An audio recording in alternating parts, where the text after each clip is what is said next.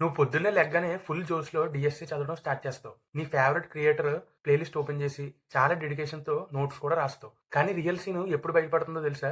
ఎప్పుడైతే నువ్వు lead code open చేసి కూర్చుంటావో అసల ఒక్క క్వెషన్ కూడా సాల్వ్ అవ్వదు. అప్పుడు తెలుస్తుంది. ఇంకా ఇంటర్వ్యూకి వెళ్ళినప్పుడైతే దిమ్మ తిరిగిపోద్ది. మన మైండ్‌లో ఉన్న అప్రోచ్‌ని కోడ్‌లోకి ఎలా మార్చాలో అస్సలు అర్థం కాదు. సేమ్ ఇదే సిట్యుయేషన్ నేను డీఎస్సీ స్టార్ట్ చేసినప్పుడు కూడా ఫేస్ చేశా. క్వెషన్ చూస్తే లాజిక్ మైండ్‌లోకి వస్తుంది. కానీ కీబోర్డ్ మీద ఫింగర్స్ పడగానే కోడ్ అస్సల ముందుకెళ్ళదు. రోజంతా కూర్చున్న ఎండ్‌లెస్ వీడియోస్ చూసినా, ప్లే లిస్ట్‌లన్నీ ఫినిష్ చేసినా సరే, కోడ్ రాయడానికి కూర్చున్నప్పుడు మాత్రం ఒక్క లైన్ కూడా ముందుకెళ్ళదు.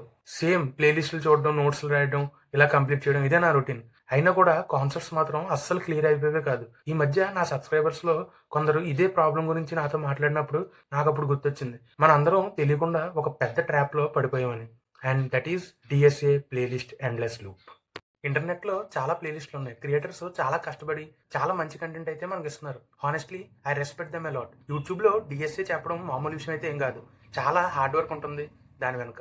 కానీ తప్పు ఎక్కడ జరుగుతుందో తెలుసా? మనకు ఆ రిసోర్సుల్ని కరెక్ట్‌గా యూజ్ చేయడం రావడం లేదు. యూజ్ చేసే దానికంటే అది మన లైఫ్‌ని ఎక్కువ డ్యామేజ్ చేస్తుంది. అందుకే ఈ వీడియో నేను చేస్తున్నాను. ఈ వీడియో చూసి మీలో ఒక్కరు ఈ లూప్‌లో నుంచి బయటపడినా నేను చేసిన ఈ కష్టానికి ఒక వాల్యూ అయితే ఉంటుంది. మీకు ఒక ఎగ్జాంపుల్ చెప్తాను, జాగ్రత్తగా వినండి. ఇప్పుడు ఫర్ సపోజ్ మీరు స్విమ్మింగ్ నేర్చుకుందాం అనుకుంటున్నారు. మీరు వేల కొద్దీ బుక్స్ చదివి వాళ్ళని చూసి, వీళ్ళని చూసి నేర్చుకుందాం అంటే స్విమ్మింగ్ మీకు వస్తదా? కన్ఫర్మ్‌గా రాదు కదా! మీరు ఆ నీళ్ళలోకి దిగి ఓ 2, 3 రోజులు కష్టపడినా సరే అలాగా ప్రాక్టీస్ చేస్తేనే కదా మీకు స్విమ్మింగ్ అనేది at the end of the day వచ్చేది. సేమ్ అలాగే డీఎస్ఏ కూడా. డీఎస్ఏ ఎవరో కోడ్ కొడుతుంటే మీకు ఎలా వస్తదో చెప్పండి? మీరు మీ ఓన్‌గా ఒక కాన్సెప్ట్ వీడియో చూసిన తర్వాత లాజిక్‌ని మీరు ఆలోచించి మీరు కోడ్ రాయడానికి ట్రై చేయండి.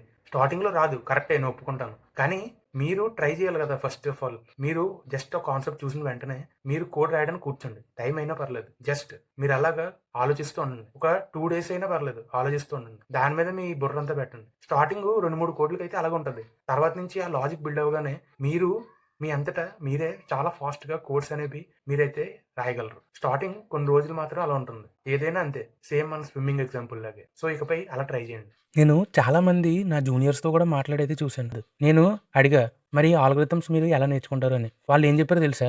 యూట్యూబ్ ఓపెన్ చేస్తాం, ఆల్గోరిథం చూస్తాం, నోట్స్ రాసుకుంటాం. దాన్ని బట్టి నాకు కోడ్ ప్రాక్టీస్ ఓ 2, 3 సార్లు చేస్తాను. వస్తే వచ్చినట్టు లేదంటే లేదంటూ అని చెప్పాడు. వాళ్ళకి ఆల్గోరిథం వచ్చిందని ఫిక్స్ అయిపోతున్నారు అంతే. వాళ్ళకైతే అది రాదు. ఎందుకంటే కోడ్ అనేది ఎప్పుడు యాస్టీజ్ అయితే ఉండదు కదా!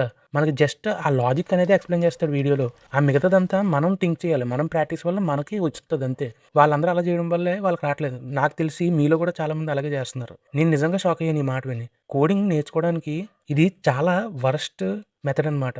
మీరు కామ్‌గా కూర్చొని వేరే వాళ్ళు కోడింగ్ చేస్తుంటే అది చూసి కోడింగ్ వచ్చేస్తుంది అనుకోవడం ప్యూర్ ఇల్యూజన్. కోడింగ్‌లో మీకు హ్యాండ్స్ ఆన్ ప్రాక్టీస్ కావాలి. ఎందుకంటే కోడింగ్ అనేది ఒక కాన్సెప్ట్ అయితే ఏం కాదు. అది ఒక వే ఆఫ్ థింకింగ్. డీఎస్ఏని ఒక జిమ్‌లా చూడాలి. నువ్వు డంబుల్స్ ఎత్తితే తప్ప మజిల్స్ అనేవి బిల్డ్ అవ్వవు. ఆల్గోరిథం నువ్వు వీడియోలో చూసి అర్థం చేసుకున్న తర్వాత ఆ ఆల్గోరిథంని డ్రై రన్ చేయడం అనేది చాలా ఇంపార్టెంట్. ఆ కోడ్‌ని సొంతంగా డీకోడ్ చేయడానికి ట్రై చేయాలి. ఇది ఈ మధ్య ఎందుకింత అండర్ రేటెడ్ అయిపోయిందో నాకు అసలేం అర్థం అవ్వట్లేదు. కోడింగ్‌ని సొంతంగా డీకోడ్ చేయడం అనేది ఒక కోడర్ లైఫ్‌లో మోస్ట్ ఇంపార్టెంట్ స్కిల్. ఎందుకంటే ఈరోజు నీకు లీడ్ కోడ్ ప్రాబ్లమ్స్ మీద లాక్స్ ఆఫ్ వీడియోస్ దొరికేస్తున్నాయి. కానీ రేపు నువ్వు ఒక కంపెనీలో జాయిన్ అయ్యాక మీ ఇంటర్నల్ టూల్స్ మీద వర్క్ చేయాల్సినప్పుడు ఎవడు మీకు దాన్ని బట్టి ఇలా చేయండి, అలా చేయండి, ఈ కోడ్ ఇది అని ఎవరు చెప్పరు వీడియోస్‌లో. లేదా మీ కంపెనీలో మాత్రమే యూజ్ చేసే ఒక లెగసీ లాంగ్వేజ్ మీద వర్క్ చేస్తున్నప్పుడు నువ్వు ఎక్కడ వెతుకుతావు ట్యుటోరియల్స్ అనేవి? అప్పుడు నువ్వు కోడ్‌ని డీకోడ్ చేసి అక్కడ ఏం జరుగుతుందో సొంతంగా అర్థం చేసుకోవాలి. సో,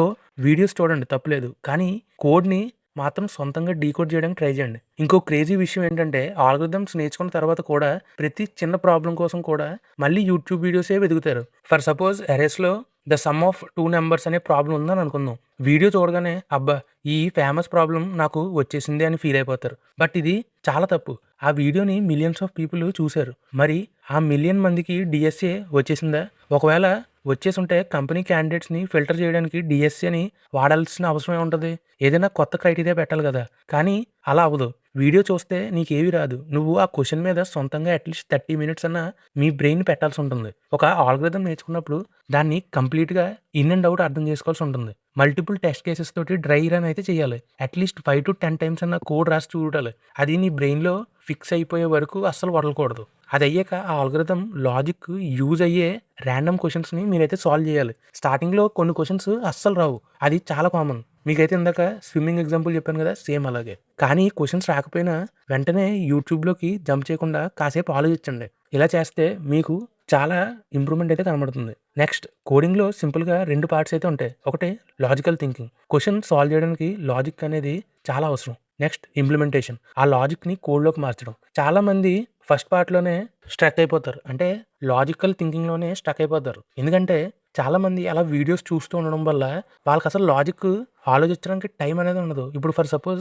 నేనే ఉన్నాను. నేను అరేస్ గురించి ఎక్స్‌ప్లెయిన్ చేస్తున్నాను అనుకోండి ఒక వీడియోలో. నేనది ఎక్స్‌ప్లెయిన్ చేయగానే వాళ్ళేమనుకుంటారంటే, వీడు చెప్పేసాడు కదా! ఇంకొచ్చేసింది అని అనుకుంటారు. వాళ్ళకి వాళ్ళు థింక్ చేయరు. అసలు ఇది ఎలా సాల్వ్ చేయొచ్చు? దీనికి మనం కోడ్ ఎలా రాయొచ్చు అని. మీరు ఏదైనా ఒక కాన్సెప్ట్ చూడగానే దాని నుంచి మీరొక 10-15 క్వెషన్స్ ప్రాక్టీస్ చేయండి. సేమ్ అదే టాపిక్ మీద. అండ్ మీకు ఒకవేళ అది రాకపోతే మీ ఫ్రెండ్స్‌తో డిస్కస్ చేయండి. ఒకవేళ మీ ఫ్రెండ్స్ ఎందుకురా ఈ డీఎస్సీలు అవి తలనొప్పి అంటే అలాంటి వాళ్ళకి దూరంగా ఉండండి ఫస్ట్. ఎందుకంటే మీరు ఏదైనా నేర్చుకుంటున్నాం అనుకుంటే మీకులాగా ఉండే మైండ్ సెట్ వాళ్ళతో కూర్చోండి. వాళ్ళతో డిస్కస్ చేయండి. అలా డిస్కషన్‌లోనే మీకు చాలా వరకు క్వెషన్స్ సాల్వ్ అయిపోతాయి. నేను కూడా నా ఫ్రెండ్స్‌తో కూర్చొని ఈ ఆల్గోరిథమ్స్‌ని సాల్వ్ చేస్తే చాలా వరకు నాకు క్లియర్ అయ్యాయి. అండ్ నేను చాలా వరకు కోడ్స్ కూడా చేయగలిగాను. నేను నా నెక్స్ట్ వీడియోలో నా లీడ్ కోడ్ ప్రోగ్రెస్ కూడా మీకు చూపెడతాను. మీకు మైండ్ బ్లో అయిపోతుంది. కంప్లీట్‌గా మీకు రాకపోయినా పర్లేదు. 80% లాజిక్ క్లియర్‌గా బిల్డ్ చేసుకుంటే సరిపోతుంది. ఈ 10-15 క్వెషన్స్ సాల్వ్ చేస్తే మీకది లాజిక్ అనేది క్లియర్ అయిపోతుంది. అండ్ మీకు అదే టాపిక్ నుంచి కొత్త టైప్ ఆఫ్ క్వెషన్స్ వచ్చినా మీరు 90% సాల్వ్ చేసేయగలరు. సో,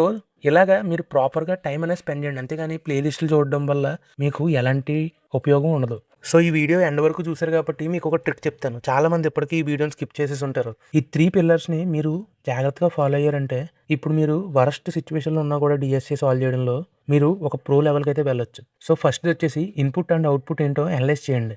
సెకండ్, ఏ కాన్సెప్ట్ లేదా ఆల్గోరిథంతో ఈ క్వెషన్‌ని సాల్వ్ అవుతుంది అని చెప్పి ఆలోచించండి. అండ్ ఆ ఆల్గోరిథంలో ఏం చేంజెస్ చేస్తే ఈ ఇన్‌పుట్ నుంచి ఆ అవుట్‌పుట్ వస్తుందో డీకోడ్ చేయండి. ఈ 3 విషయాలు నువ్వు డీకోడ్ చేయడం నేర్చుకుంటే దాన్ని స్మార్ట్ వర్క్ అంటారు. అలా కాకుండా కన్సిస్టెంట్‌గా అలాగా ప్లే లిస్టులు, అలా కంపారిజన్ వీడియోలు చూసి టైం వేస్ట్ చేస్తే మాత్రం నీకు డీఎస్సీ జన్మకు రాదు. నేనిది చాలా జెన్యూన్‌గా చెప్తున్నాను. ఎందుకంటే నేను కూడా ఆ లో ఫేజ్ నుంచే వచ్చాను. సో, ఈ ఫీలింగ్ నాకు తెలుసు. డైరెక్షన్‌లెస్‌గా ఉన్నామన్న ఫీలింగ్ చాలా బాధపెడుతుంది. కానీ రియాలిటీలోకి రండి. చాలామంది డీఎస్ఏ ప్లే లిస్టులని నెట్‌ఫ్లిక్స్ సిరీస్‌లో అలా బింజ్ వాచ్ చేస్తూ ఉంటారు. మీరది ఆపేయండి. నేను చెప్పిన ఈ విధంగా మీరు జస్ట్ ఒక ఆల్గోరిథం, ఒక టాపిక్ అయితే జస్ట్ చూడండి. అది చూసిన తర్వాత దాని గురించి నోట్స్ ప్రిపేర్ చేసుకోండి. అయిపోయిన తర్వాత మీరు లీడ్ కోడ్ ఓపెన్ చేసి ఈజీ క్వెషన్‌ల నుంచి మొదలుపెట్టండి. ఈజీ క్వెషన్స్ ఒక 5 చేయండి. మీడియం క్వెషన్‌లు ఒక 5 చేయండి. హార్డ్ క్వెషన్‌లు ఒక 5 చేయండి. ఈ విధంగా మీరు చేస్తుంటే మీకు ఆ కాన్సెప్ట్ మీద క్లియర్ ఐడియా అయితే వస్తుంది. సో, ఈ వీడియో చూసినందుకు మీకు క్లియర్ ఐడియా వచ్చిందని అనుకుంటున్నాను. నేను నెక్స్ట్ వీడియోలో ఇంకా క్లియర్‌గా చెప్తాను. ఇప్పుడు నేను డీఎస్సీ నేర్చుకుంటున్న వాళ్ళ గురించి చెప్పాను. ఒకవేళ మీరు గాని డీఎస్సీ అసలు నాకేవి తెలీదు. ఎక్కడి నుంచి మొదలుపెట్టాలో తెలీదు అంటే అది కామెంట్ చేయండి. నేను క్లియర్‌గా డీఎస్సీ రోడ్ మ్యాప్ అనేది చేస్తాను. అండ్ నేను ఎలా ఫాలో అవ్వి నేర్చుకొని ఏ గ్రేడ్ తెచ్చుకున్నాను నా కాలేజ్ సెమ్ ఎగ్జామ్స్‌లో అనేది మీకు చెప్తా.